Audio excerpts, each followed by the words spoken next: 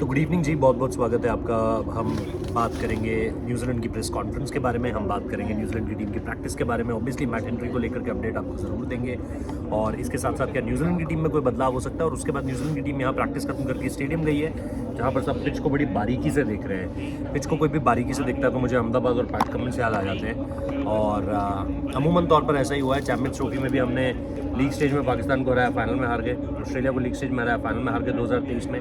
अब यहाँ पर भी क्या यही होने जा रहा है या क्या होने जा रहा है? आप सबसे पहले ये बताइए, एक तो मैट हेनरी ने गेंदबाजी करी है, आज 7-8 गेंदें उन्होंने डाली, लेकिन वो जो एक बोलते हैं ना कि आपको पता चल जाता है बॉलर को देखने के बाद कि भाई ये फिट है कि नहीं है, तो पेन तो उनको महसूस हो रहा है क्योंकि उनका बॉलिंग शोल्डर है, वो मसला होगा। लेकिन शायद कल फैसला लिया जाएगा, हो सकता है इंजेक्शंस की मदद से कुछ हो पाए। अदरवाइज जैकब डफी को पूरी तरीके से तैयार किया गया है, जो लाइक टू लाइक रिप्लेसमेंट तो नहीं है, बट ठीक है, ये नहीं तो वो सही। बैटिंग में और कोई चेंज होता हुआ दिख नहीं रहा है। डेवन कॉनवे को लेकर के हम चर्चा कर रहे थे कि स्पिन अच्छा खेलते हैं, वरुण को खेला हुआ है, इस तरह की पिचेस में बहुत खेला हुआ है, बट विल यंग ही आज बैटिंग कर रहे थे, काफ़ी देर तक उन्होंने बैटिंग करी है।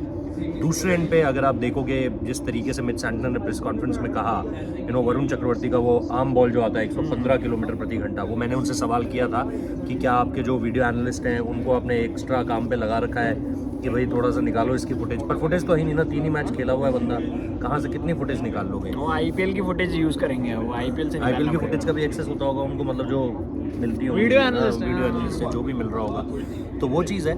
बट क्या लग रहा है आपको? देखिए, मैच के हिसाब से तो पहले तो न्यूजीलैंड पे करते हैं, क्योंकि न्यूजीलैंड अभी भी उनका चालू है। वहाँ वो स्टेडियम में, चलो अकेडमी से तो निकल गए हैं वो लोग, यहाँ प्रैक्टिस हो गई उनकी, बैटिंग बॉलिंग सब हो गया, बट मसला मैट हेनरी का है और बड़ा मसला है। क्योंकि देखिए, अगर आप देखेंगे ना न्यूजीलैंड की bowling attack, Mitchell Santner obviously एक बिग थ्रेट इंडियन टीम के लिए इन कंडीशंस में, बट अगर उसके बाद अगर आप किसी पे नज़र मारते हैं, अगर पूरी न्यूजीलैंड की स्क्वाड में, तो वो आप Matt Henry, highest wicket taker इस चैंपियंस ट्रॉफी में। लास्ट टाइम जब खेले थे 5 विकेट लिए थे अगेंस्ट इंडिया, न्यू बॉल के साथ विकेट्स लिए, ओल्ड बॉल के साथ विकेट्स लिए, तो बहुत बड़ा खतरा है मैट हेनरी। और आपको ये देखना पड़ेगा कि सिर्फ ये चैंपियंस ट्रॉफी में नहीं, पहले भी अगर आप पास भी उठा के देख ली तो आपको सेमीफाइनल याद आएगा 2019 का, वहाँ पर भी उन्होंने ऊपर से विकेट्स निकाले थे, इंपॉर्टेंट विकेट्स निकाले थे वहाँ, उस मैच में भी 3 विकेट्स निकाले थे। तो मैट हेनरी ऑब्वियसली, जैसा आपने कहा कि 7 डिलीवरीज डाले, उसके बाद फिर वो अंदर चले गए, तो जैसे आप चेंज रूम में, मतलब इससे पता चल जाता है कि प्लेयर फिट नहीं है।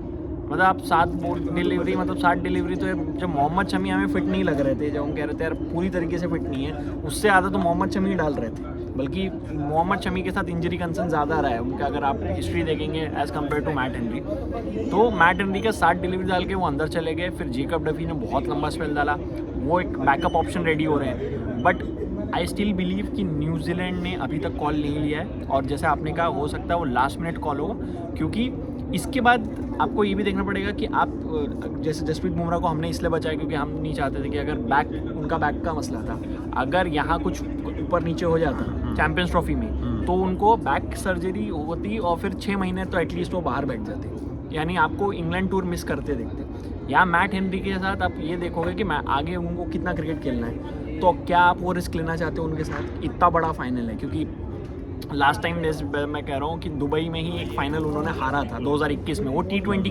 फॉर्मेट में था, बट फाइनल था वो।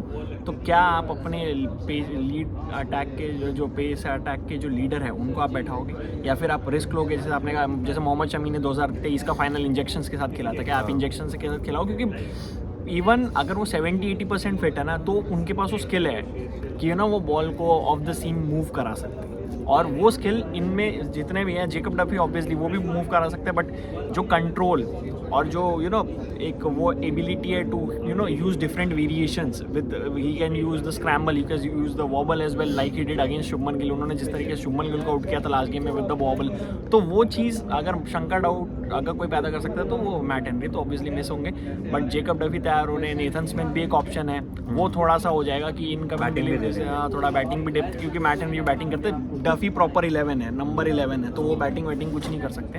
तो बट जहाँ तक बाकी कॉम्बिनेशन बैटिंग में, तो मुझे भी कोई चेंजेस नहीं लग रहा है। आज डेवन कॉनवे को जब मैंने देखा टीम बस से उतर रहे थे, थोड़ा सा लंगड़ा रहे थे, तो मुझे, और बैटिंग भी आज नहीं किया उन्होंने, नहीं दिखा, हाँ नहीं दिखे, तो फिर मुझे नहीं लग रहा है कि कोई चेंजेस होंगे बैटिंग लाइनअप। तो न्यूजीलैंड का भाई ये पूरा हाल है कि बॉलिंग में एक चेंज हो सकता है, फोर्स चेंज हो सकता है, बैटिंग में नहीं लग रहा है कोई चेंज होगा, ऑर्डर में भी नहीं लग रहा है किसी तरह का कोई चेंज होगा।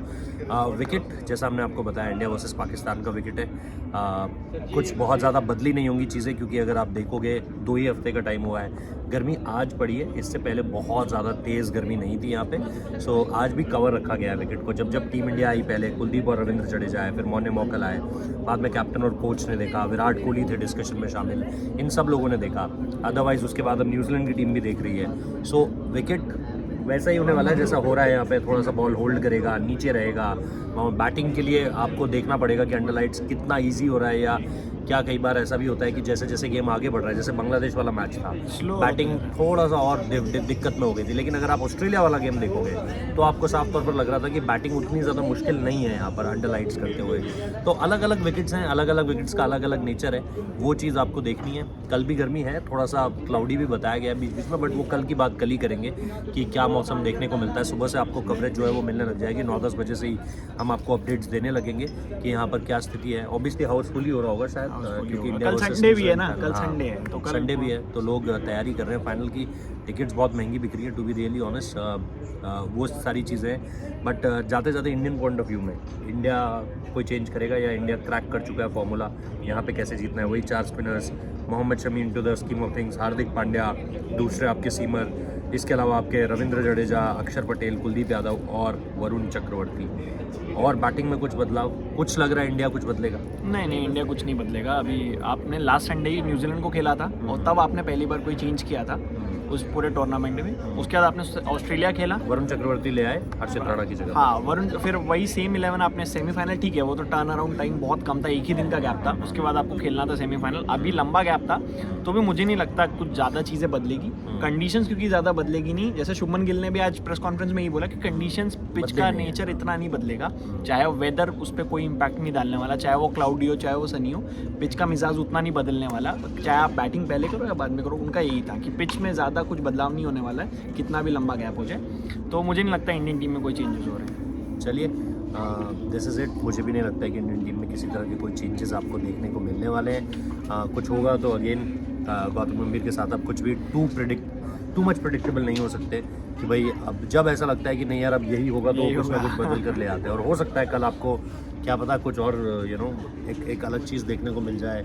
सडनली आप देखो ऋषभ पंत आ गए विकेट की विकेटों के पीछे, पता नहीं क्या एक हर्षित राणा आ गए, क्या पता आप किसी स्पिनर को आप हटा दो, तो कुछ भी हो सकता है होने के लिए। ये गौतम गंभीर की दुनिया है और वो इसके बाजीराव सिंघम है। सो फिलहाल हमारी ये एक लास्ट कवरेज, मतलब यहाँ से लास्ट मतलब इन द सेंस की अकेडमी से लास्ट है, अकेडमी से ऑलमोस्ट लास्ट ही है। इसके बाद आई थिंक यहाँ आना नहीं होगा। एक आखिरी सोया चाप चावल भी खा लिया गया है और काफ़ी बढ़िया यादें रही यहाँ की। So thank you so much, आप लोगों ने इसे अच्छा बनाया है। और बाकी देखते हैं कल इंडियन टीम हमारे लिए कल का दिन अच्छा बना पाती है या नहीं। 24 घंटे के बाद पता चलेगा कि हम खुशियाँ मना रहे हैं। अभी तक तो पता चल जाएगा कि क्या हो रहा है, कैसा माहौल रहता है। बट जैसा भी रहेगा, चाहे हारेंगे जीतेंगे, हम सारा कवरेज आपके लिए लेके आएंगे कल सुबह से रात तक। आप बस बने रहिए रेव स्पोर्ट्स हिंदी पे। Thank you.